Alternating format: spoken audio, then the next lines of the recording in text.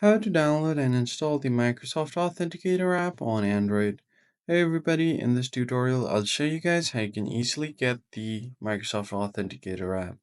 It's a free mobile security app from Microsoft that enhances your account protection through two-factor authentication and push notification. You could also do password less sign in, where you don't have to enter any passwords.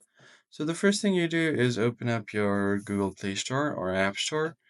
Click on the search bar and then simply search for Authenticator.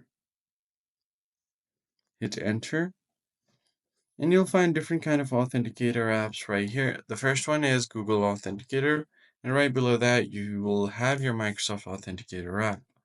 As you can see, it has over 4.5 stars as reviews and over 100 million plus downloads.